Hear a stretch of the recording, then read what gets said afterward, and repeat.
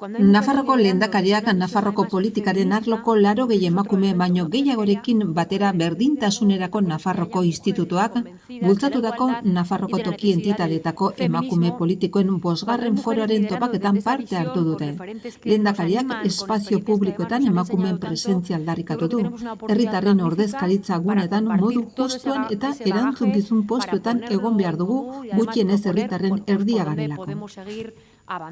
Lehendakariak nabarmendu du Nafarroko Espainiako 4. erkidegoa dela emakumezko alkaten 100%ari dagokionez eta emakumeen 26,6%ak betetzen dituela alkatetza eta kontzejoetako presidente postuak, baina beharrezkoa dela aurrera egiten jarraitzea. Horregatik, gobernu honek oso argi izan du berdintasunak gobernuaren organigraman mailarik gorenean egon behar zuela eta zeharkako ikuspegia izan behar zuela politika publiko guztiak txertatuz azpimarratu du.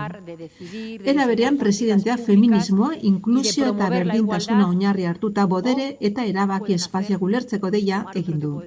Garrantzitsua da feminismoa erabakigunetan egotea, bertzela, zalantzan jartzen duenak eta eskubidetan atzera egin nahi duenak bete baitzeke espaziori. Horregatik, lidergo feminista azpimarratu nahi dugu, ez bakarrik feminismoa azpimarratu du lehendakariak.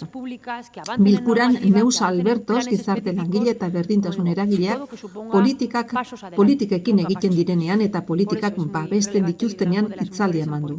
Oraingo honetan, Neusek ibilbide bat egin du programatik legegintzaldi osoan zehar eta nabarmendu du espazio horrek duen garrantzia. Kargu publiko bat betetzeko emakume gisa, bai individualki, bai politikoki, instituzionalki partekatu, ezagutu, kontrastatu, ikasi eta eguneroko bizitzerako errefortzua aurkitu ahal izateko.